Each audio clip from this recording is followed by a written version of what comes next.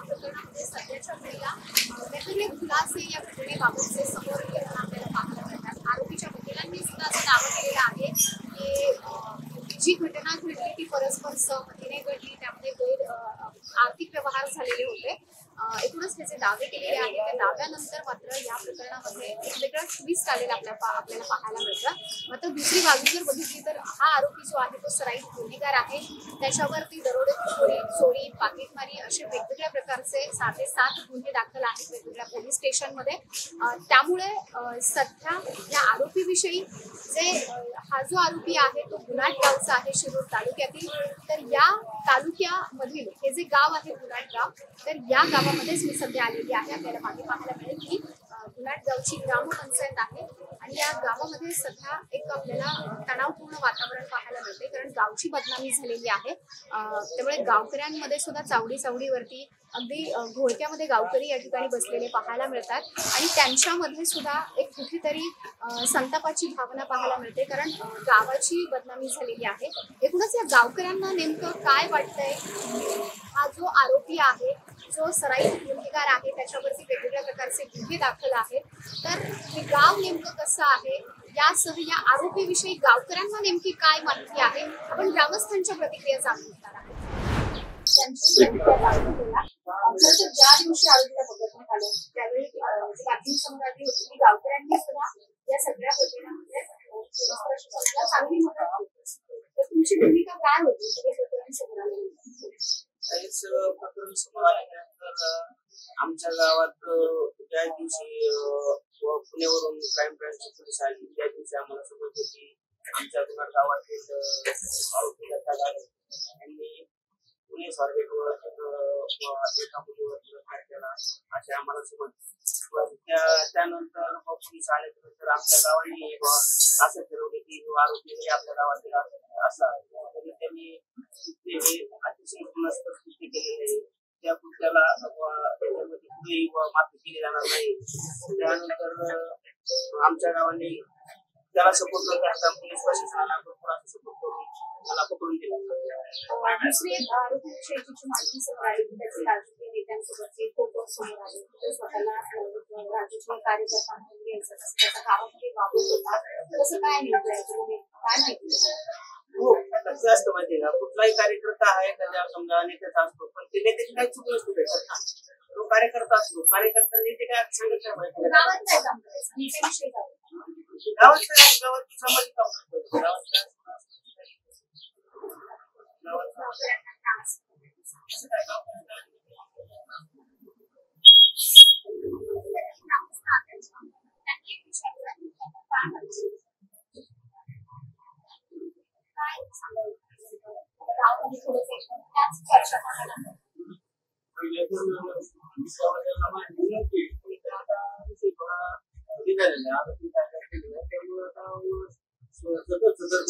आरोपी ताब्यात दिलेला आहे, आरोपीच्या वकिलांकडून दावे करण्यात आलेले आहेत, दावे सुद्धा तुम्हाला माहित असतील कशा पद्धतीने केले गेलेले आहे, पण दुसरी बाजू जाणून सुद्धा घेणं गरजेचं आहे।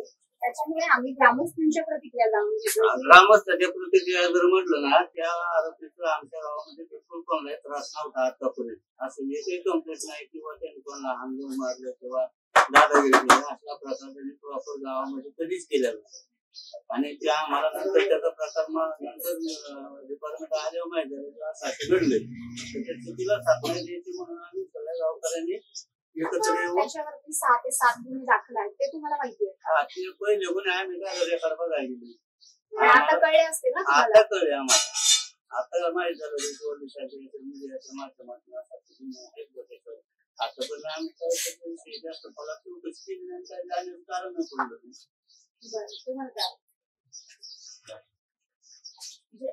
गावाविषयी सांगा, हे गाव कसं आहे? हे गाव चांगलं आहे, सर्व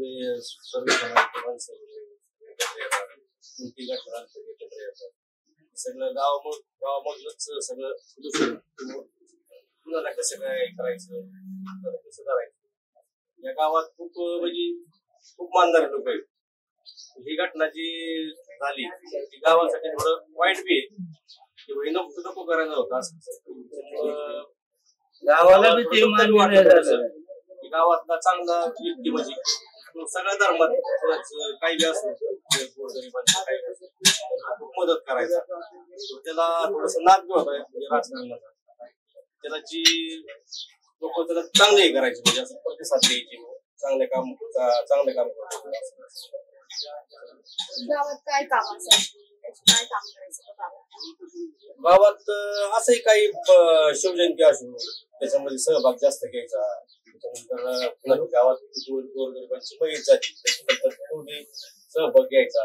कुणाची अडचण कुणाकडे 4 रुपये नसायची मग ते माहितीसाठी काय त्याच्यासाठी करायचं. महत्वाचं असेल लग्न कार्यात हात पाहिजे असं हेच नाही वाटतं. सगळं जरूर नाही. उज्जैन यात्रेचं पण काय आयोजन केलं होतं का? हो उज्जैन यात्राच गेलत्या. मग आता शेवटी राजकारण म्हटल्यानंतर आता ज्या व्यक्ती त्यांना जो आवडतो त्या व्यक्तीसाठी तुम्ही गावात चांगलं काम करतो ना त्याच्यामुळे त्याला ती साथ द्यायची. वेगवेगळ्या पोलीस स्टेशन ते काय आम्हाला सांगते गावात चोरीचा प्रकार नाही कधीच नाही. बाहेर ठिकाणचे बाहेरचे गुन्हे गावात पण गुन्हा नाही आणि झालेला नाही हे केलं जाईल. विशेष म्हणजे शाळेच्या शिक्षण चांगलं मराठी शाळेला मदत करायचं तिथे चांगलं लक्ष देऊन मुलावर तुम्हाला काय वाटतं समजा गाव चर्चेत आले गावामध्ये पण एक वाईट आपण म्हणतो तसा दृष्टिकोन तयार झाला त्याच्यामुळे साहजिक ग्रामस्थांना पण काहीतरी स्वतःची भूमिका असेल ते बोलले. तुम्हाला काय तसा मी मुरबी गावचा आहे. मी गुन्हाट गाव एक आदर्श गाव म्हणून ओळखलं जाते. तिथं दत्त मंदिराची चांगली प्रतिष्ठा स्थापना झालेली आहे मंदिराची कामं वगैरे आणि त्या माणसाचा माझा काय म्हणजे जवळचं संबंध नाही पण एक ह्या गावाच्या सर्वांच्या माहितीनुसार तो एक गावात तरी चांगला व्यक्ती होता. बाकी आता बाहेरचे गुन्हे वगैरे कुणाला सांगता येणार नाही बाकी दुसरं काही. बरं त्याच्या घराविषयी तुम्हाला माहिती आहे कोण कोण असतं त्याच्या घरामध्ये आई वडील भाऊ परिवार भाऊ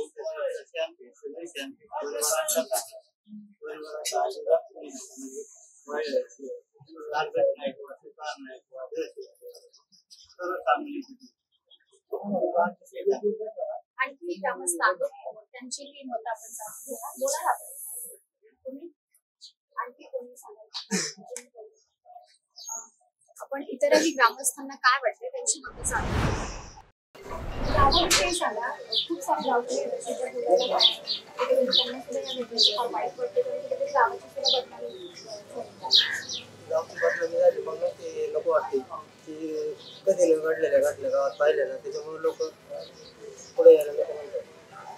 जी घटना घडून गेली ती घडलेली त्याच्यावर काही वाट नाही परंतु ती कशी घडली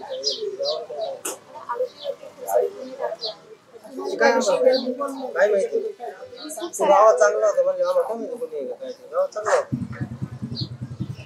गावात कधी काही कोणाची काही तक्रार नाही काय चांगले गरीबाच्या याच्यात मदत करत होतं असं काय काम करत होतं करू लागत होतं.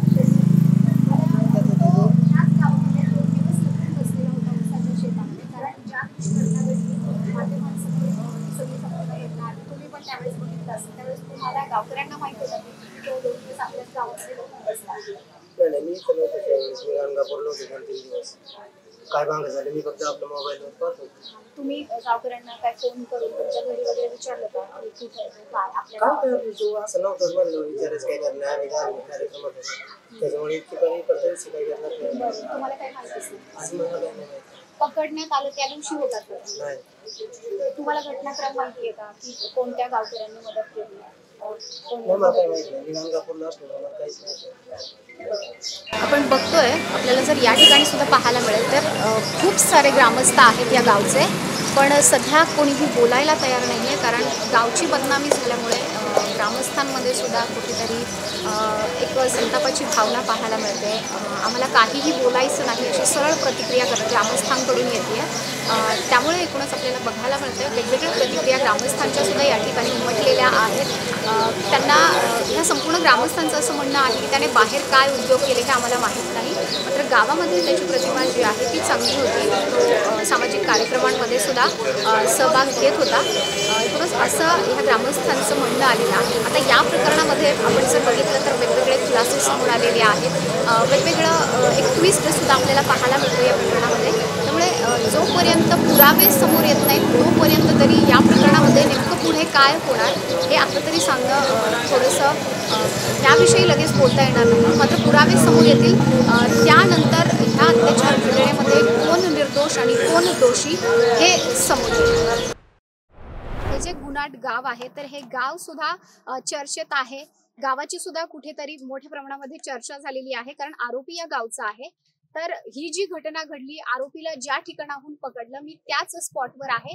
या ठिकाणी आपल्याला पाहायला मिळेल त्याचे ग्रीन सेडनेट पाहायला मिळतंय. त्या ठिकाणी सुरुवातीला आरोपी होता आणि त्यानंतर ड्रोनच्या सहाय्याने त्याचा शोध सुरू होता. डॉग स्क्वॉडच्या सहाय्याने सुद्धा त्याचा शोध सुरू होता आणि या ठिकाणी त्याला पकडण्यात आलं. या गावचे सरपंच आहेत माझ्यासोबत, पोलीस पाटील आहेत, माजी उपसरपंच आहेत आणि ग्रामस्थ आहेत. हा एकूणच 3 दिवसांतला घटनाक्रम नेमका कसा घडला हे सुरुवातीला मी सरपंचांकडून जाणून घेणार आहे. टॉप न्यूज मराठीमध्ये तुमचं स्वागत आहे.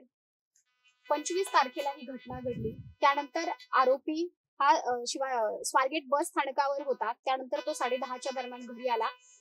ज्या वेळेस त्याला समजलं की आपला फोटो जो आहे तो टीव्ही मला पाहायला मिळतोय, माध्यमांमध्ये आलेला आहे, त्यानंतर तो पसार झाला. काय घटना घडली 25 पासून? 25ला सुरुवातीला सकाळी 5:30 ते 6 दरम्यान ही स्वारगेटला घटना घडली. त्यानंतर 10:30 वाजता तो इथं आला. 10:30 वाजता आल्यानंतर 3 वाजेपर्यंत तो गावातच होता. 4 वाजता साधारणतः पोलीस आले, इथं पाहिलं त्याला आणि पोलिसांनी 3 वाजता झाले पण त्याला 4 वाजता. त्याच्यानंतर मग तो फरार झाला 3 वाजल्यानंतर. तर मग 3 ते 6 वाजेपर्यंत गावात शोध घेतला त्यांनी. डॉग स्क्वॉड वगैरे आणलं होतं आणि त्यांनी इथून गुन्हापासून 6 किलोमीटर नावरा गावी त्या नावऱ्या गावाच्या स्टँड पर्यंत गेले आणि तिथं सुकांत हॉटेलला CCTV फुटेज वगैरे चेक केले, पण त्यात काही जास्त माहिती त्यांना मिळाली नाही. दुसऱ्या दिवशी 26 तारखेला दिवसभर पोलिसांनी शोध घेतला गावात. प्रत्येक चौकात जिथं रस्त्याला रस्ता मिळतो अशा ठिकाणी प्रत्येक ठिकाणी पोलीस उभे होते, पण तरी पण काही सापडलं नाही. 26 तारखेला संध्याकाळी 8:30 वाजता एक फंडवस्ती आहे, त्या फंडवस्तीवरती तो पाणी प्यायला आला होता आणि तिथं आल्या असताना तिथून मग पोलिसांना ट्रेस लागला की अशा ठिकाणी तो आलाय. मग पोलिसांनी तिथं जाऊन शोध घेतला, पण रात्रभर त्या दिवशी काही सापडला नाही. मग दुसऱ्या दिवशी जास्त पोलीस फोर्स आले, साधारणतः 100 जणांची तुकडी आली आणि त्यांनी आणि ग्रामस्थांनी पण दिवसभर शोधलं. आता ग्रामस्थ सहभागी झाले याचं कारण असं आहे, पहिले 2 दिवस गावाचं नाव कुठे येत नव्हतं, शिरूर शिक्रापूर असा उल्लेख व्हायचा, पण दुसऱ्या तिसऱ्या दिवशी मात्र गावचं नाव सगळीकडे व्हायरल व्हायला लागलं. त्याच्यामुळे मग ग्रामस्थांनी असा विचार केला आपल्या गावाची बदनामी होते, ही कुठेतरी थांबली पाहिजे, म्हणून ग्रामस्थ पुढे आले, प्रशासनाला मदत केली. तर 25लाच तुम्हाला काही कल्पना होती का की तो गावामध्येच लपून बसला? आता म्हणजे दुपारपर्यंत तो गावात होता, पण ही खात्री नव्हती गावातच एका बाहेर गेला हे नव्हतं माहिती.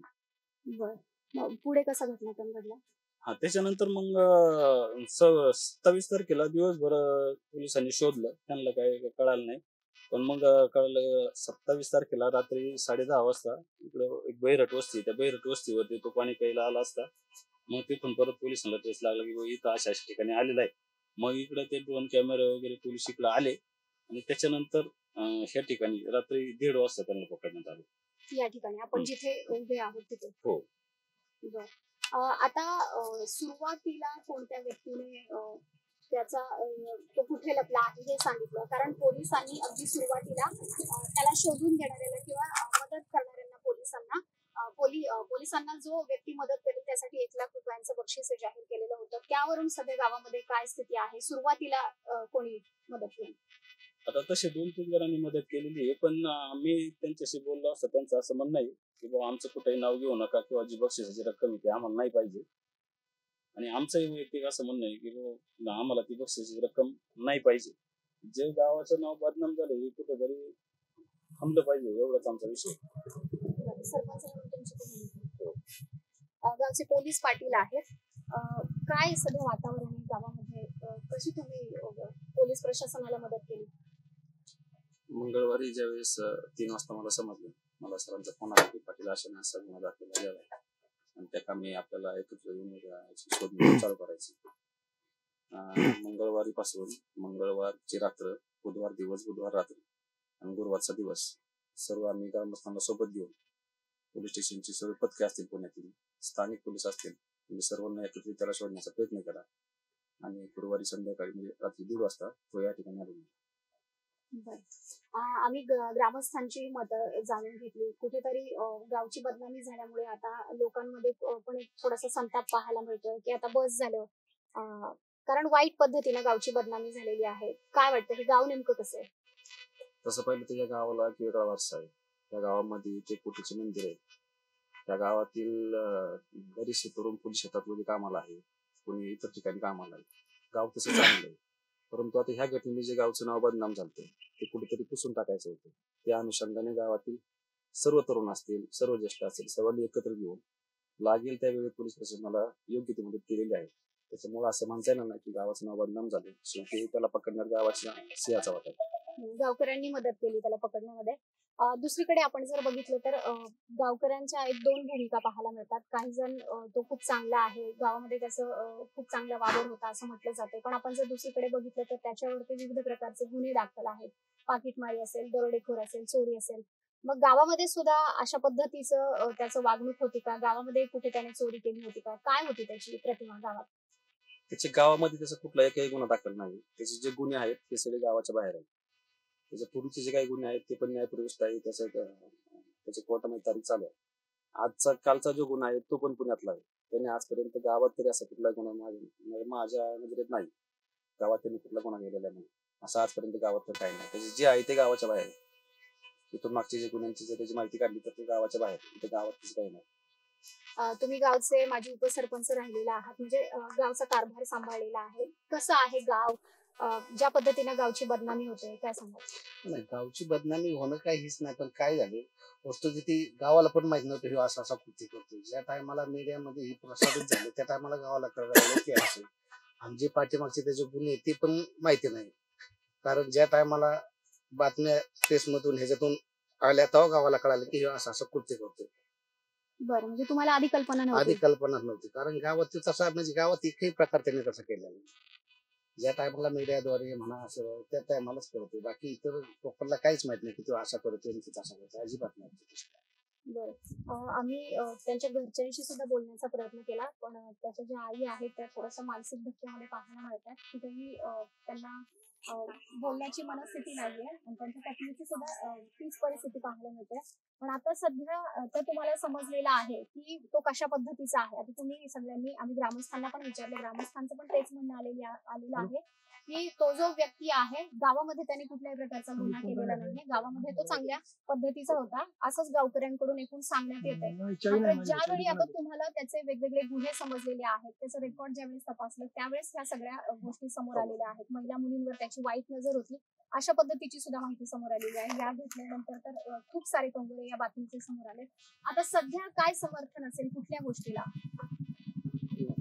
चांगल्या गोष्टीला चांगलं समर्थन असेल, परंतु वाईट प्रवृत्तीच्या माणसाला नाही. मग तो इव्हन ह्या गावातला असो, माझ्या घरातला असो, कुणी असो, त्या गावची भूमिकाच आजपर्यंत राहिलेली. चांगल्या गोष्टीला समर्थन, परंतु वाईट गोष्टीला आम्ही कधीही समर्थन गावातला कुणी व्यक्ती करणार नाही. आणि जर त्याला जर समर्थन केलं असतं, त्याला जर मदत केली असती तर तो आजपर्यंत आढळून आला नसता. ज्या वेळेस तो 2 ठिकाणी पाणी मागण्यासाठी गेला त्यावेळेस दोन्ही ठिकाणी त्याला समर्थन केलं नाही. लगेच दुसऱ्या मिनिटाला आम्हाला फोन आले, लगेच पोलीस प्रशासनाला फोन आले, या ठिकाणी दत्ता आला होता. म्हणजे दोन्ही ठिकाणाहून तुम्हाला लगेच फोन आले? हो, लगेच फोन आला. म्हणजे समर्थन कोणी त्याचं केलं नाही, गावातल्या कोणीही व्यक्तीने समर्थन केलं नाही. गुणाट गावामधील हा जो परिसर आहे याच परिसरामध्ये आरोपीला पकडून नेण्यात आलं. गावचे सरपंच, पोलीस पाटील, माजी उपसरपंच या सगळ्यांनी आपली भूमिका मांडलेली आहे. गाव कशा पद्धतीचं आहे, गावाविषयीची माहिती दिलेली आहे. यासह आम्ही आरोपीचं समर्थन करत नाही हे सुद्धा त्यांनी मांडलेलं आहे. घटनाक्रम मागच्या 3 दिवसांमध्ये तो आरोपी या ठिकाणी आला, गावामध्ये कशा पद्धतीनं कुठे कुठे लपून बसला, कोणाच्या घरी पाणी पिण्यासाठी गेला होता, कोणी मदत केली, कोणी पाणी दिलं, त्यानंतर त्यांनी लगेच गावचं जे प्रशासन आहे त्यांना फोन करून सांगितलं. थोडक्यात हे जे गावकरी आहेत, गावचे सरपंच आहेत, यांच्याकडून हेच सांगण्यात आलेलं आहे की आम्ही आरोपीचं समर्थन केलेलं नाही, पोलीस प्रशासनाला मदत केलेली आहे आणि जो 1 लाख रुपये बक्षिसाचा विषय आहे तर तो पण आम्हाला नको, अशा पद्धतीची जी भूमिका आहे ती ग्रामस्थांनी मांडलेली आहे. आता या सगळ्या प्रकरणामध्ये आपण जर बघितलं तर आपल्याला वेगळं वळण या प्रकरणामध्ये पाहायला मिळतंय. त्यामुळे जोपर्यंत पुरावे समोर येत नाही त्यामुळे तोपर्यंत या प्रकरणामध्ये नेमका काय खुलासा होणार, काय सत्य आहे या प्रकरणामधलं ते अजून समोर येणं बाकी आहे. मात्र सध्या जी परिस्थिती आहे गावामध्ये ती आपण बघितलेली आहे. गावामध्ये एक तणावपूर्ण वातावरण आपल्याला पाहायला मिळतंय. आम्ही गावच्या त्याचे जे घर आहे तर त्या घरातल्या कुटुंबियांशी सुद्धा बोलण्याचा प्रयत्न केला, मात्र त्यांच्याकडून कुठलाही प्रतिसाद येत नाहीये. त्याची जी आई आहे ती मानसिक धक्क्यामध्ये आहे, कुठलाही प्रतिसाद बोलण्याचा मिळालेला नाही. कारण आम्ही त्यांच्याकडून त्यांची बाजू मांडण्याचा प्रयत्न करत होतो, मात्र त्यांच्याकडून तशा पद्धतीचा कुठलाही प्रतिसाद मिळालेला नाहीये. अर्थातच आता या प्रकरणामध्ये पुढे काय माहिती समोर येणार ते पाहणं महत्वाचं असेल. कॅमेरा पर्सन अमित सह मी माधुरी कुंकर, टॉप न्यूज मराठी, गुणाड, शिरूर.